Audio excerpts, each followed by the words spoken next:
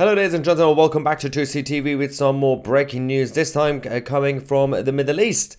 Over the last few hours and since late last night, when the Israeli Defense Forces resumed their military operation in Gaza, they have successfully managed to eliminate a number of the top senior leaders of Hamas in Gaza. We have a reaction from the Kremlin as Moscow is warning Israel to stop and do a ceasefire, and of course not to continue their operation in Gaza. Don't know why Russia is getting involved. And of course we're going to get your reaction in the live chat, so there's so much to cover. All right, ladies and gentlemen, despite massive warnings in advance, as usual, the Israelis give a heads up to residents in local areas to say, well, we're going to come there because there are a bunch of terrorists who are based there. You need to leave the area and go to the quiet parts of Gaza for the next few hours, but there tend to be some people just stay around, right? A lot of people did decide to actually this time escape compared to previous operations that the IDF have had in Gaza over the last year and a half. The civilians, so-called civilians, were either forced by Hamas to stay or chose to stay. This time the majority actually left. There was a complete mess as well. Late last night we had a lot of the civilians, Palestinians, trying to leave last minute, and this happened.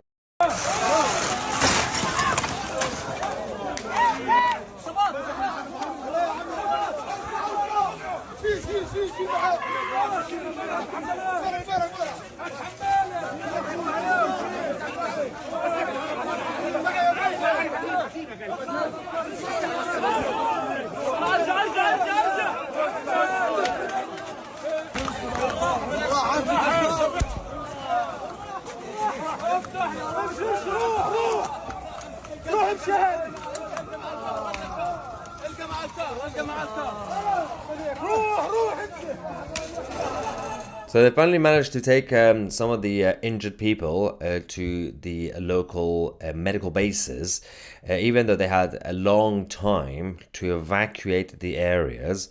Again, if you had seen people in Lebanon and even in Iran, where they actually listen when people say, well, there's a military coming right now to your area, can you please evacuate? They always do.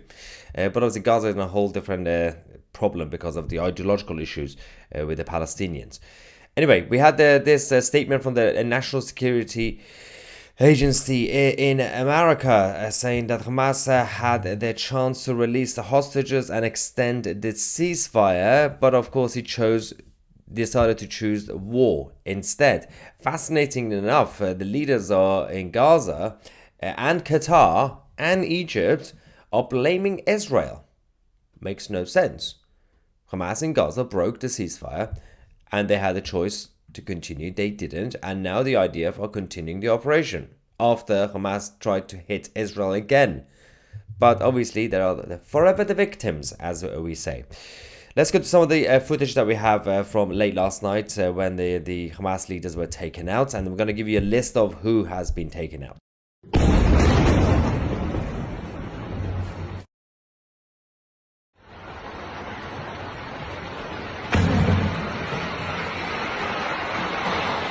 Yes, so we do have some more information in regards to the wider situation, but first we have to go to the Israeli ambassador to the United Nations, who made a statement earlier today following this successful military operation in Gaza, and that it is still ongoing, by the way, because obviously they have to go after all the other terrorists.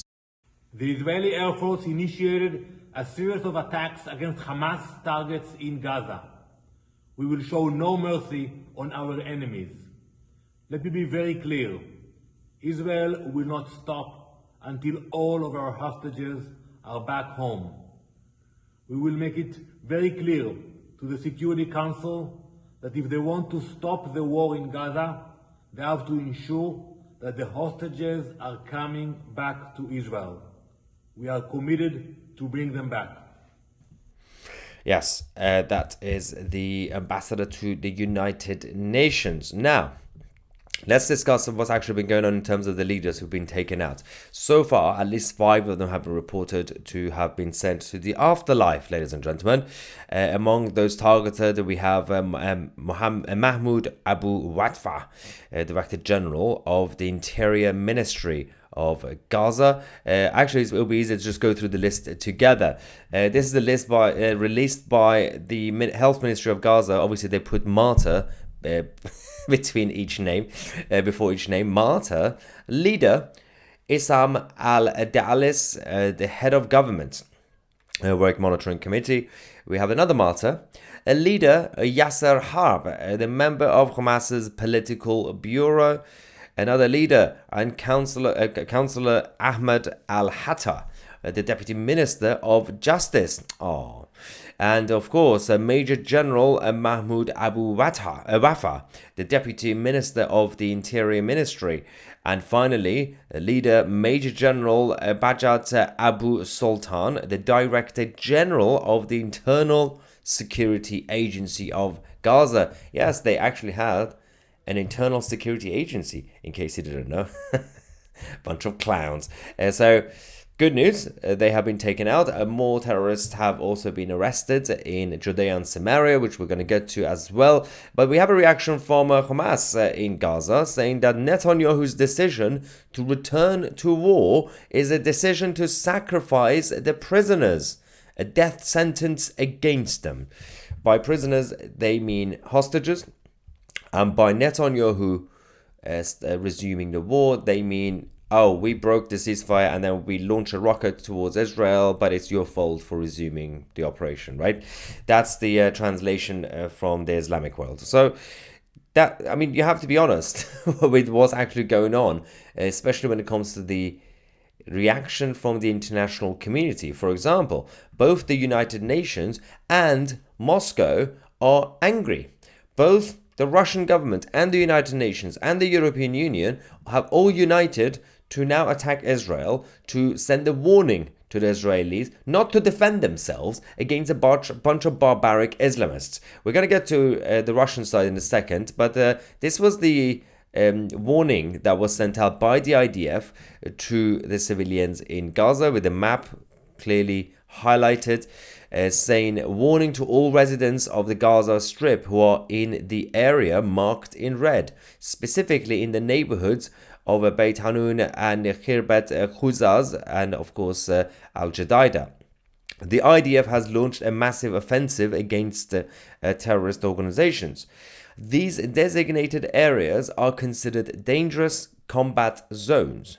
For your own safety, you must evacuate immediately to the known shelters in western Gaza City and those in Khan Yunis. Continuing to remain in the designated areas puts your life and the lives of your family members at risk. So there were clearly shelters that were obviously created and maintained for these people to go to just move away from a tiny section of the Gaza Strip. A lot of them did, not everybody. Most of them obviously are relatives and family members of Hamas, so they decided to stay and become martyrs, and then when they die, then their relatives somehow cry. If you're looking forward to death, why are you crying? If you believe that you've now received your 72 virgins, why are you sad about it, right? Anyway, that's what they do. So, this is obviously now a massive success for Eyal Zamir as the new chief of the IDF. This is obviously his first major operation, obviously, alongside everything that's been going on in Lebanon and Syria. This is the footage from last night.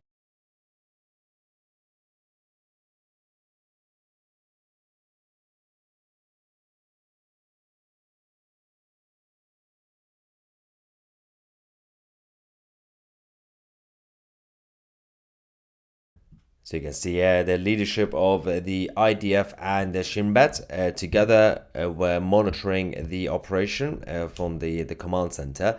And now, Hamas have now also confirmed from this morning that the head of its government in Gaza has been eliminated. So we were waiting for the confirmation on that since last night. Obviously, that was then eventually confirmed. As we said, Moscow and the United Nations and the European Union are all angry. The Russian government, alongside the European Union, are warning Israel to stop defending themselves, saying you must do ceasefire and you must basically surrender. Not really sure what it's got to do with the European Union and the Russian government, but they always want to get involved with everything that happens around the world. Kremlin spokesperson Dmitry Peskov says the aggravation of the situation, another spiral of escalation, this is creating concern for us. Us. Sure. Okay. Anyway, while the Russians and the European Union are continuing to be drunk, we have to talk about the reality of the situation, what's actually happening on the ground, and the threat against the Jewish nation. This was also another confirmation that in Khan Yunis, another high target was eliminated. Massive success for the Israeli Defense Forces. I don't think people actually appreciate how hard it is for the Israelis to do this. This is not a normal conflict. There are a bunch of weirdos going around hiding amongst civilians. So it takes time to actually identify them and target them. And they try their best not to have too much collateral damage, even though all these civilians are being used as human shield. This is another target taken out in Khan Yunis.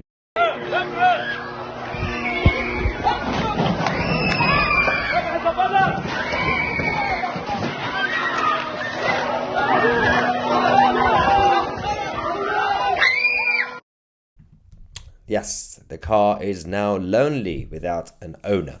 Now, going to Israel Katz himself, the defense minister, he has also released a statement saying that the murderous Hamas must understand, if they do not release all our hostages, our blows will intensify. Now, it seems like there's no backing down from the Israeli side, especially with everything that's been going on over the last few weeks and months. They are also under a lot of pressure from their own people in Israel to get things done faster than before. That's why they're doing this. Now, there was a joint statement by both the IDF and the ISA saying that they were both continuing to strike terror targets belonging to the Hamas and also Palestinian Islamic Jihad across the Gaza Strip. The targets struck over the past few hours include terrorist cells, launch posts, weapon stockpiles, and additional military infrastructure used by these organizations to plan and execute attacks against Israeli civilians and IDF soldiers.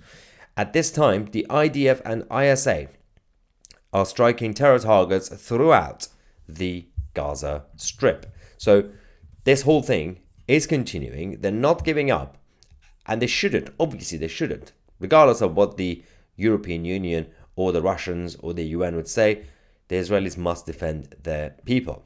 Now, in regards to the wider situation, this is in Khan Yunis, the footage that you're watching right now. Palestinians in Khan Yunis are also, some of them are moving to the shelter near the area. The others are completely leaving the area. So this is the first time we're actually seeing, after a very long time, Palestinians are listening to the IDF instead of actually just staying there and be used as a human shield. Although, again, a lot of the Palestinians did stay because, especially those who were family members of the Hamas terrorists, but a lot of them decided to leave, saying, well, we don't really care. We have the shelters, and we know exactly what areas are safe now because the IDF have already sent us the map. So if you care about your life, you move. Do not make yourself a collateral damage. Leave, just like what the Lebanese did. When the IDF were hitting Hezbollah, Lebanese civilians were saying, okay, we're going to go. Where do we go? IDF will tell them where to go, and they do. And then when it's finished, they came back. Straightforward. The same situation that will eventually happen in Iran when things escalate, and whether it's going to be the IDF or the US Air Force hitting the Islamic Republic, obviously the Iranian civilians are not going to stay there like idiots to be collateral damage. They're going to move to the northern parts in the countryside, wherever they are, to hide, evacuate the residential areas, and come back. Most of the bases are outside the residential areas anyway when it comes to the Iranian regime. There are simply two main bases that are in the capital. Otherwise, it doesn't really matter if you are in the major cities. Most of the bases are just outside. Now, let's get some quick reaction from you guys in the live chat. Jacob says that guy was evacuating his toilets. Yeah, there was some interesting footage that we were getting, by the way. David says, why can't these idiots release the hostages and beg for mercy rather than doing fake propaganda? Because it's hundreds and hundreds of years of brainwashing. They would rather be clearly victims and martyrs, and they're also believe in their self-righteous cause, so they would never beg for mercy. And tactically, it will be a bad idea for them to release the hostages because that's the only leverage they have. It's obviously they're not going to do that. But what they are saying now in terms of the Hamas statement that said you are now putting the lives of your own hostages at risk. We know what that means. So they're not going to kill all the hostages, but they're going to kill one or two and then say that was the IDF airstrikes that did it. But they're going to keep enough of them alive to actually do something going forward as leverage. George says the IDF backed by the US will not be defeated. They've been trying for decades. Yeah, and let's not forget they've been failing from the beginning. Even though at the time, in the late 40s and early 50s, the attacks on the Jewish nation, even though there were massive conflicts on so many different sides, including some from the British Empire, who were not helping, let's just say, and the Israelis had to defend themselves against both the British Empire and the Islamists and the Egyptians and Jordan. All different sides were kicking off. And the IDF was not this IDF at the time. And they were still resilient. The Israelis were still resilient at the time, the beginning of it. Now, obviously, after decades of good practice and massively advanced technologies that the Israelis have, it does help to have high intelligence, to actually have a good society and educated society, so you could actually keep your country safe and look after your people. So that's why Israelis are doing well as a country. It will be interesting to actually have people on this planet to learn from best case studies and say, well, what country is doing well? Instead of doing politics of envy and actually going around killing people, it will be good to say, why is it that the Israelis are doing well? Let's learn from that, instead of saying, let's just wipe them out instead. But that doesn't really happen with humanity, so. Oh, dear. Right. Where are we with you guys? Trans army versus men. Which one is this? You need clarification. Blue Sapphire says more like 1400 years and counting of failures. It's embarrassing for the Islamic Empire that was rising up massively for a couple of centuries, and they got quite big. Somehow they lost it all. Why? Internal division and lack of intelligence to actually be able to maintain an empire. Being an idiot doesn't help. All right, Ronald says the UK should not learn from Israel. Yeah, instead just keep your borders open and not vet people's backgrounds and don't have a good education system and don't have a free market capitalism. And then basically what's happening to the UK. Listen to Ronald. Turn the UK into Pakistan rather than Israel, right? And Larry replies, who should the UK learn from then? Iran? Thanks, Don Ronald. Iran. Don't learn from Iran. Not a good idea. Sarah says they will use the hostages as shields and say that the IDF has killed them. Yeah, what they will end up doing, just like previously, is one or two hostages might die, and then they're going to say the IDF killed them, right? They can't kill all the hostages. They need them as leverage.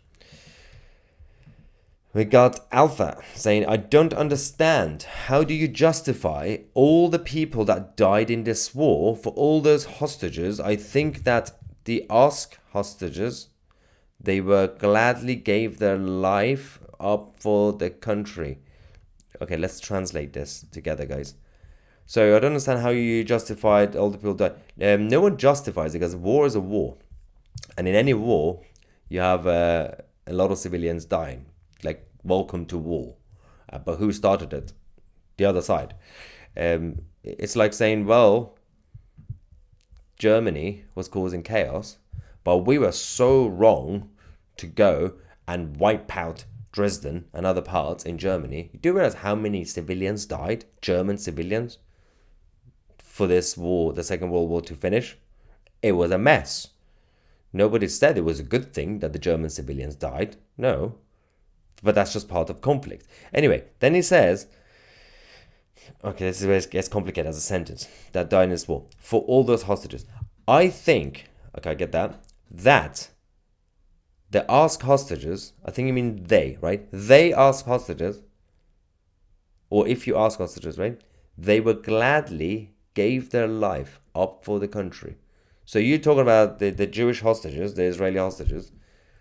You saying that they would give their life just randomly, like, no, they want to live. The difference between the Israeli side and the Islamist side is that the Israeli side believe in life and freedom.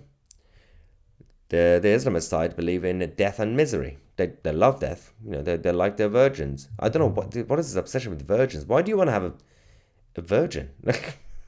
Also, 72 of them. One is enough. Yeah, that's the difference between the two sides.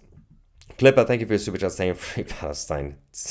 I'm not going to say that. It tastes so sweet. Mark says, thank you for reporting tragic information with a good sense of humor. It's information I am very interested in, and just not from the depressing news anchors. You rock, bro. Yeah, and why would you give yourself mental illness by listening to the BBC or CNN, right? Misha says, this is very Islamophobic of the IDF. Yeah.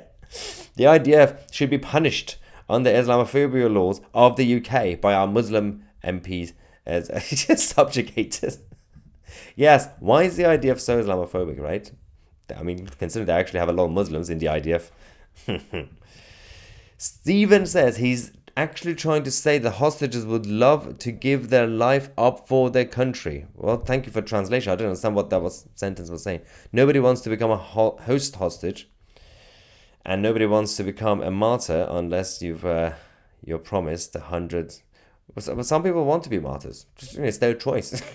Also, just because you self-identify as a future martyr doesn't mean you're a martyr. For the record, there were people in the middle of a conflict who just accidentally died, like, in a car crash. They're like, that's a martyr. No, that's not a martyr. He can't drive a car. Now he's dead. Doesn't mean he's a martyr. That means he didn't get his lessons properly sorted. Danny says, or Iraj, Maya, one question. How are they going to get the hostages back? Will Israel sacrifice them? It's the same conversation people have had since the 8th of October 2023. It's now March 2025. It's the same conversation. It's like at the time when people said, how are the Israelis going to get the hostages back? Sacrifice them. No, not really. Why would they sacrifice them?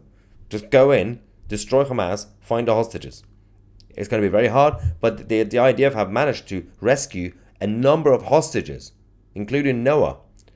So it's not an easy thing, but you have to do it. You have to keep going. You have to find them. You have to keep going around, send out your spy drones, eventually locate where they are, because Hamas are not going to give it to them. If the enemy is not releasing the hostages, you can't just sit back.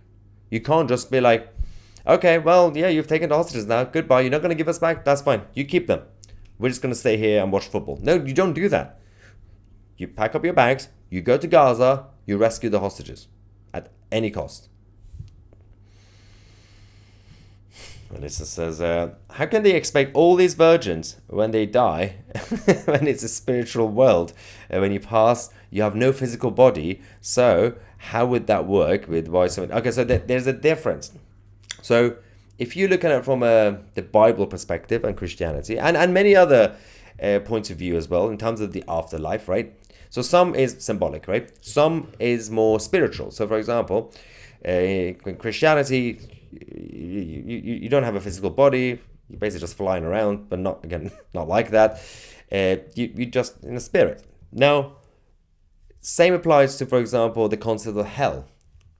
Different worldviews, different religions, they kind of say similar things but differently. So sometimes it's, if you're a Jew, that's different. But sometimes it's symbolic. Sometimes they say, the suffering is here. Sometimes they say hell is, you create your own hell, basically, right, in your head, and you will basically be punished with that. Purgatory. Islam is very literal. So the funny thing about the Islamic side is everything is literal and physical. So the afterlife is physical. So hell is literally that burning place. Like with corridors, open a door, like, oh yeah, look, Hitler's been punished now. Oh, like the other side, that's Karl Marx. He's being whipped as well. And then you got the horns and all that stuff. That also then means that paradise is very literal. The interesting thing about Islam compared to other religions, actual religions, is other faiths tend to, or even spiritual point of view, is they say be a good human now, and your reward will be basically peace. That's what it is. For example, even the Christian version of when we say paradise, it's basically just peace, just niceness. They say, for example, don't eat unhealthy or don't do drugs, right? Don't do something that's bad. Don't sin. They say because then afterwards, then you will live at peace. The problem with Islam is that it says, don't drink alcohol, right? Don't have bacon.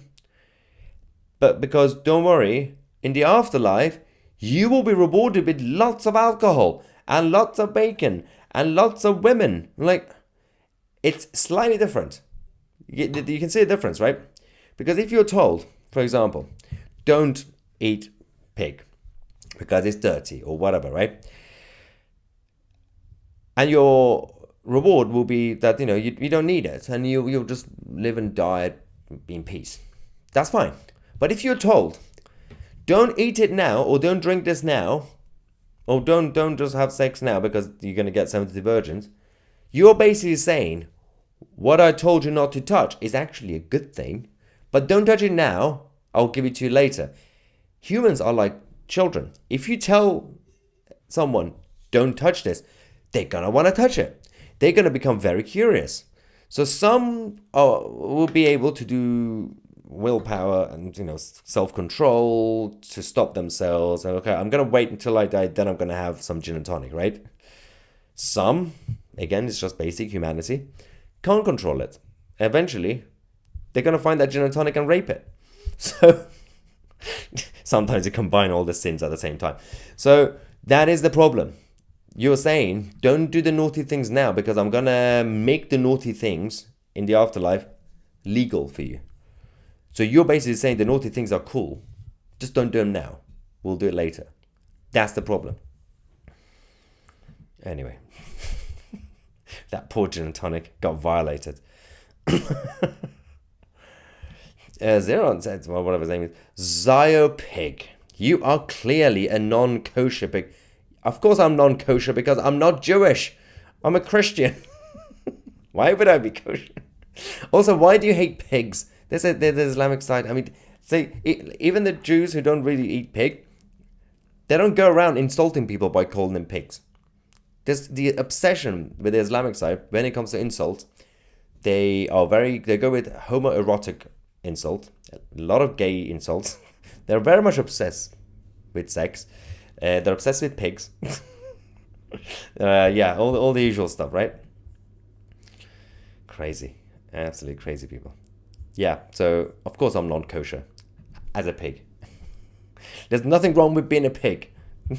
Misha says they all drink and sin at home, and they try to cover their Muslim sin. If the Muslim is not found guilty under Sharia, he hasn't sinned.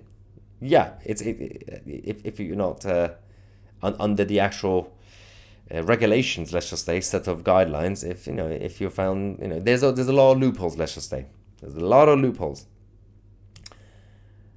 All right, what is that guy? The Zyopig guy. Zyopig.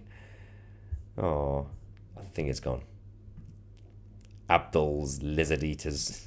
I forgot that. Yeah, when you grew up in Iran as a kid, you know how in England specifically and Britain in general, historically there's been these insulting jokes, banter about your neighbours, like the French say, oh, frog eaters and frogs and all this, and the English are the gammons, all that nonsense.